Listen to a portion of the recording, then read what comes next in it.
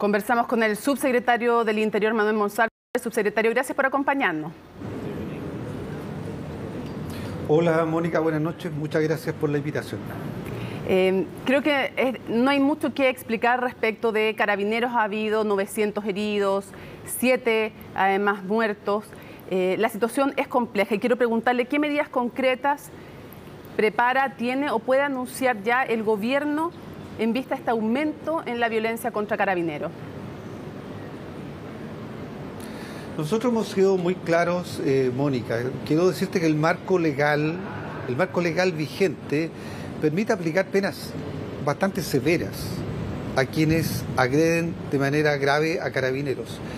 Lamentablemente, en los casos como el doloroso caso que ha ocurrido esta semana del sargento segundo Carlos Retamal, en que ha tenido el resultado de muerte, la justicia aplica la pena de 15 años y un día está presidio perpetuo, y lo que corresponde entonces es aplicar la ley de manera severa. Por eso es que nos hemos querellado y por eso es que el presidente ha dicho que vamos a ser implacables respecto a exigir que se cumplan y se apliquen las penas más severas que tiene la ley. En este caso, sin duda nos vamos a querellar y vamos a aplicar que esa pena se aplique. Ahora, entonces, ¿están aplicando los tribunales como deben las leyes existentes? Nosotros somos respetuosos de las decisiones del Poder Judicial, pero actuamos a través de las querellas. A través de las querellas se expresa la determinación política y la convicción jurídica del gobierno del presidente Gabriel Boric. Y queremos colaborar con la acción de la justicia, solicitando diligencias para poder mejorar la capacidad de identificar la responsabilidad de los autores, pero es a través de las querellas que nosotros esperamos lograr entregar todos los antecedentes y contribuir a la labor judicial para que la convicción del juez al final sea la aplicación de las penas máximas que permite la ley. No es posible, Mónica, y queremos transmitir este mensaje. Efectivamente, Carabineros ha enfrentado una situación muy compleja. El respaldo a Carabineros es total para aplicar el Estado de Derecho, para garantizar la seguridad de las personas y para luchar contra la delincuencia. Para tenerlo súper claro. Y el respaldo no solo son palabras, también son acciones que se expresan en decisiones como, por ejemplo, las decisiones presupuestarias que ha tomado el gobierno para el año 2023, que tienen recursos que expresan con mucha claridad el respaldo que estamos entregando a Carabineros de Chile. Para tenerlo claro, entonces, ¿no van a proponer endurecer las penas por ataques, agresiones a Carabineros? Eso no está contemplado. Mira, el día lunes voy a reunirme con parlamentarios, estoy en la región de Antofagasta, voy a reunirme con parlamentarios de la reunión de Antofagasta por instrucción del presidente de la República, porque vamos a abrir un diálogo, por ejemplo, respecto a legislar en materia del robo de cobre. Estamos abiertos a las iniciativas legislativas y por tanto también vamos a hacer una ronda para escuchar las propuestas serias, las propuestas que tienen fundamento y las propuestas que buscan mejorar la legislación. Y estamos abiertos a ese debate con los parlamentarios, con varios parlamentarios y sectores que han planteado ideas, pero estamos dispuestos a sentarnos y a revisarlas con seriedad, porque no se trata solo de respuestas penales. También se requiere establecer una línea divisoria clara desde el punto de vista de la determinación política, del respaldo a Carabineros, del respaldo de la ciudadanía, porque finalmente Carabineros lo que hace es proteger a las personas. Si no respaldamos a Carabineros, lo que estamos debilitando es las capacidades que tienen las policías de proteger la seguridad de las personas. Sí, entiendo entonces que están abiertos a analizar, pero quiero preguntarle en concreto por un proyecto en específico. ¿Qué piensa el gobierno del proyecto, entre otros, de varios parlamentarios de la UDI, que pretenden eliminar el concepto de uso proporcional de la fuerza por razonabilidad y que puedan, son las palabras de los parlamentarios, usar sus armas frente a cualquier ataque, su arma letal? Nos referimos a las armas que tienen Carabineros. ¿Qué le parece al gobierno ese proyecto en específico? ¿Lo apoyan o no? En todas partes del mundo el uso de la fuerza, el privilegio del uso de la fuerza, el monopolio del uso de la fuerza que se le entrega a las policías y a las Fuerzas Armadas debe ser proporcional, y creo que en eso expreso con bastante claridad nuestra posición. ¿Quieren que se mantenga así? ¿Son de la postura de que se mantenga tal cual? Carabineros en su conducta para controlar un delito, para perseguir un delito, tiene todo el respaldo del gobierno y puede hacer uso de las armas de fuego de manera proporcional y en particular en cualquier situación en que esté en riesgo la vida de una persona, en cualquier momento en el cual esté en riesgo la vida de Carabineros.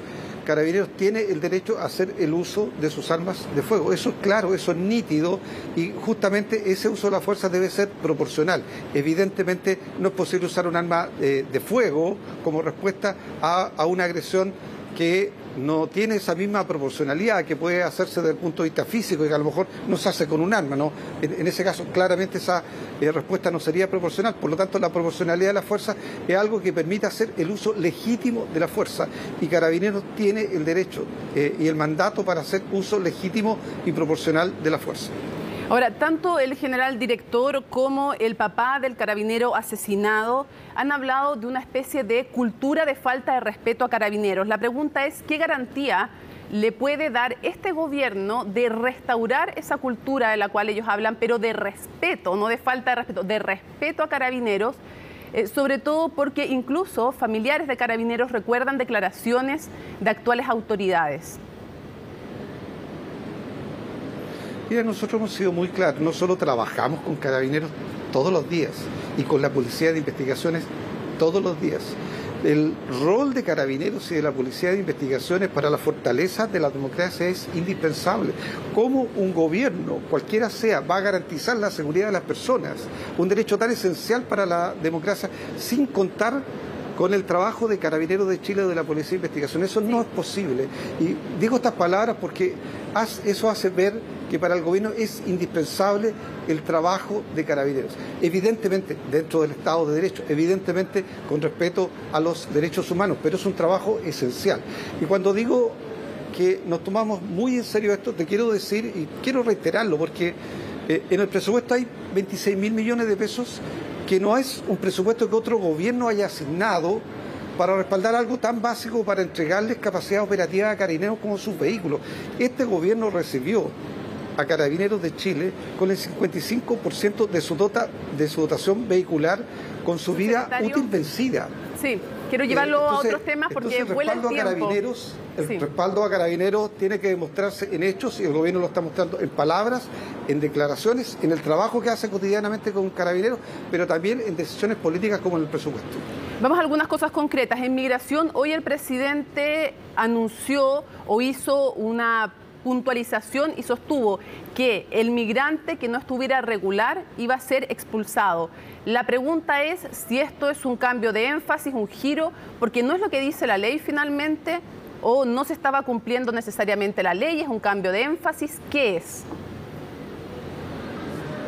El presidente, para explicar la frase completa, Mónica, ha dicho hay que entregar alternativas de regularización y a los que no se regularizan, bueno, hay que expulsarlos.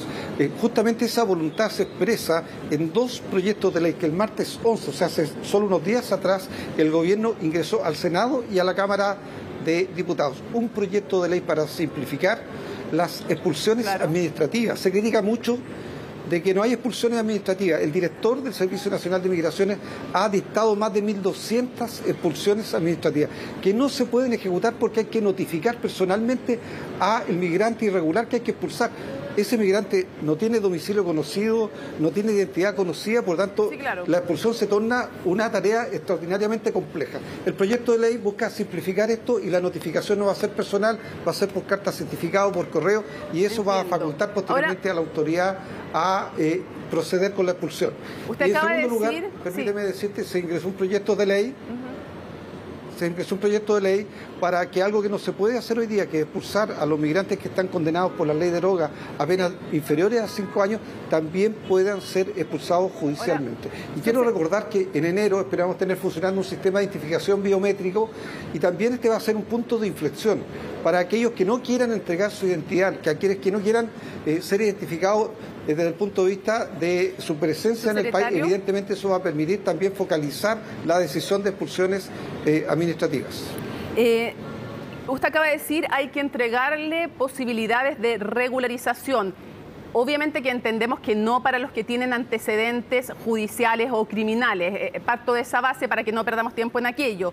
Pero ¿van a hacer ustedes un proceso nuevo, masivo de regularización? No, eso no es una decisión que haya tomado el gobierno. La ley establece, la propia ley de migraciones establece determinadas condiciones en las cuales es posible acceder a procesos de regularización. En el caso de la reunificación familiar, coloco ese ejemplo, en el caso de los niños, niñas y adolescentes. Por lo tanto, evidentemente, en el contexto de la ley habrá que ofrecer alternativas de regularización, pero quiero volver a insistir. Pero perdón, son solo esas, subsecretario, pero para entenderlo... Como lo ha dicho el presidente, que... Sí, pero para entenderlo bien, son solo las actuales causales, que son muy pocas, que permiten regularizarse, pero no se va a abrir un proceso masivo de regularización como se ha hecho en gobiernos anteriores. Hoy día el marco de acción del gobierno es la ley de migraciones. Hay un elemento pendiente que podría también tener implicancia en esto, pero que hoy día no está construido, que es la Política Nacional de Migraciones, a la cual la ley también hace mención, en términos de que la Política Nacional de Migraciones también podría considerar otras alternativas de regularización, como por ejemplo, algo que no está hoy día, alternativas de carácter laboral. Pero eso habrá que determinarlo cuando se proponga la ley, la política de migraciones. Hoy día las posibilidades de regularización son las que están en la ley. Ok, son las que están en la ley actual.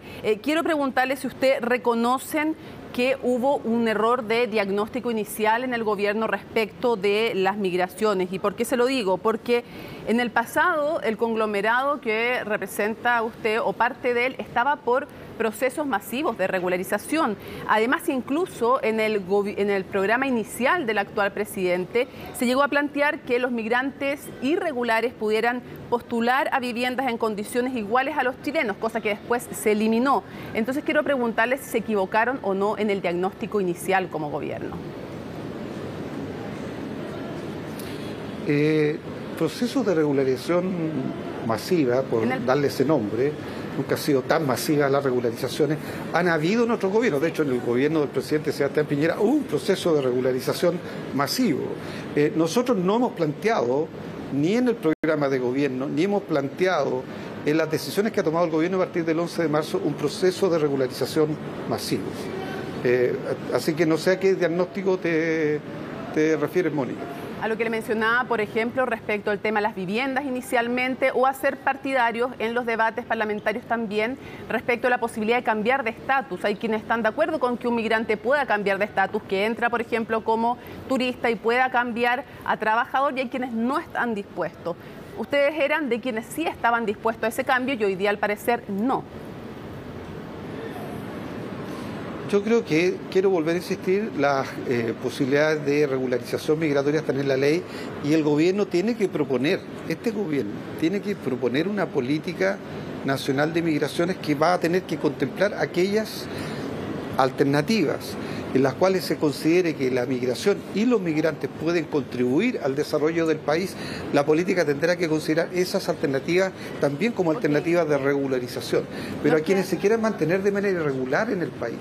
Nos queda muy poco tiempo. El presidente ha sido muy claro. Sí, nos quedan 3 preguntas cortas, muy breves. Lo primero, según los datos que usted tiene, subsecretario, ¿la migración está incidiendo más que antes en la delincuencia o igual que antes? Y se lo digo evidentemente sin querer estigmatizar para nada a los migrantes y sabiendo el tremendo aporte que hacen. Pero quiero saber si está incidiendo o no más que antes en la delincuencia. Mira, hay regiones o territorios del país donde la participación de extranjeros en delitos es mayor a su presencia porcentual como población. Por lo tanto, en algunos territorios del país sí está incidiendo. Araucanía, ¿hay fecha ya fijada para el viaje del presidente Gabriel Boric a la Araucanía? Y le pregunto porque le dicen desde la oposición qué está esperando para ir. ¿Hay o no fecha concreta o todavía no hay fecha? No, las fechas de viaje del presidente, Mónica, la informa el No quiero que me dé la fecha, quiero saber si hay fecha. Informar las fechas. Quiero saber si hay, no que me la cuente, si sé que no me la va a contar usted. eso lo va a informar el presidente de la República en su oportunidad. Ahora, respecto del 18 de octubre, para ir cerrando, la evaluación que usted hace o lo que usted prevé como subsecretario del Interior, este va a ser no lo que usted quiere, porque lo que todos quisiéramos es que fuera muy tranquilo, evidentemente, eso es lo que todos queremos, pero ¿qué prevé usted? ¿El gobierno está preparado para un 18 de octubre más o menos violento de lo que hemos vivido anteriormente? Nosotros tenemos la obligación, Mónica, de prepararnos para resguardar las condiciones de seguridad y de orden público. Por lo tanto, hemos tenido ya reuniones con Carabineros de Chile, hemos tenido reuniones con la Policía de Investigaciones, se han solicitado planes de carácter preventivo, también de carácter de control frente a hechos de pérdida del orden público. Por lo tanto, esperamos no tener que usar todas esas capacidades, pero nuestra tarea es resguardar el orden público. Esta planificación, te quiero decir, Mónica, porque esta preocupación también ha existido en otras fechas recientes. Esta planificación, Carabineros y las policías la realizaron para el 4 de septiembre, el día del plebiscito, también se hizo para el 11 de septiembre. Por lo tanto, te quiero decir que estamos preparados, pero también quiero sumarme a los llamados de que finalmente la pérdida del orden público, los desórdenes, la violencia la ejecutan personas.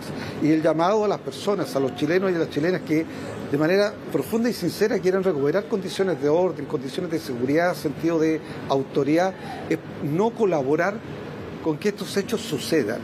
Nosotros tenemos planificado y tenemos planes de acción para aquello, tanto preventivos como de control. El día lunes tenemos una nueva reunión con Carabineros y con la Policía de Investigaciones muy temprano en la mañana, pero esperamos no tener que llevar adelante estos planes. Y en el contexto de la importancia que ustedes mismos han dicho que tienen y que dicen todos los políticos, que tienen las señales, lo que se comunica, el respaldo a Carabineros, el respaldo al apego de la ley, el respaldo también a las señales de no a la violencia, de cumplir también con las leyes, no solo de no a la violencia, sino cumplir también con las leyes.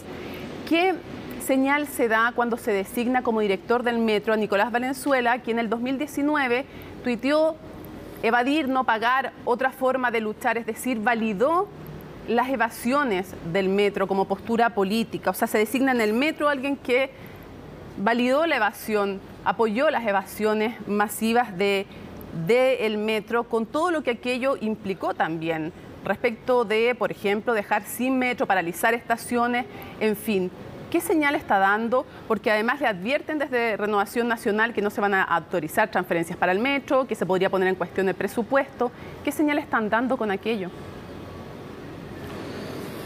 Sí, yo entiendo el debate que se produce. Yo fui parlamentario 16 años, Mónica, tú lo sabes, muchas veces participé en debate, entregué opiniones, voté, y distintos sectores del país podrán tener opinión respecto a lo que voté o lo que opiné en el proceso de ese debate. Hoy día soy subsecretario del Interior y se me tiene que juzgar en el rol que cumplo hoy día.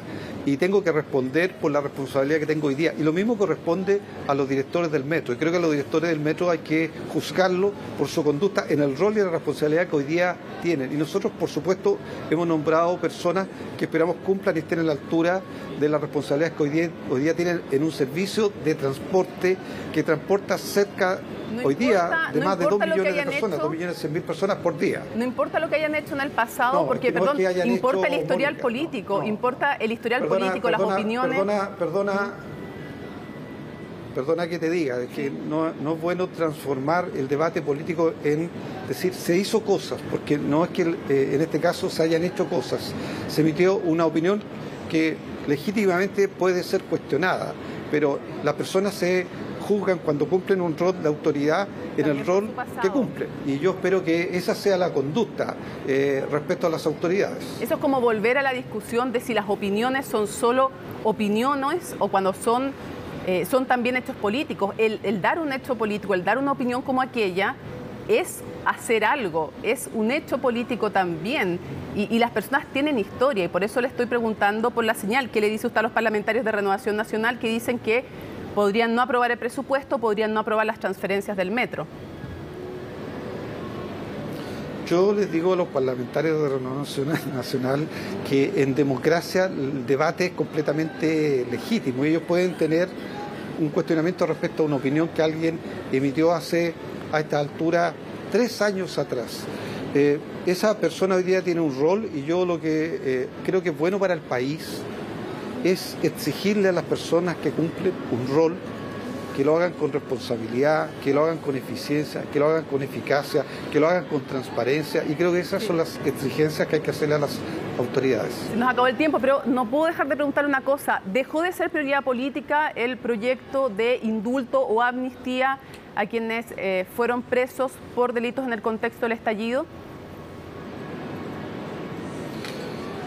Hay varias prioridades políticas, no quiero decir que ha dejado de ser prioridad política, pero evidentemente tiene complejidades en su tramitación y eso ha hecho que pierda la fuerza y la preeminencia que tenía, pero sigue siendo un motivo de preocupación del gobierno sin duda. ¿Usted lo respalda también ese proyecto? Nosotros esperamos que en el Congreso, como se venía construyendo, se pueda avanzar en construir un acuerdo que pueda ser considerado razonable para todos los sectores, que es lo que finalmente lo que se requiere que en el Parlamento se construya, que son acuerdos que sean razonables para todos los sectores y que contribuyen al bien común de la sociedad. ¿Y no es de nuevo una señal de apoyar impunidad, de no apoyar el tener que cumplir la ley, de no ser duro contra los delitos? Creo que la dureza con los delitos no está en cuestión. El presidente ha sido muy claro respecto a la prioridad que la seguridad pública tiene para el gobierno. Ha sido muy claro que para garantizar la seguridad de las personas se van a usar todas las herramientas disponibles en el Estado de Derecho. Creo que hemos dado cuenta de que estamos disponibles a hacer eso que dijimos.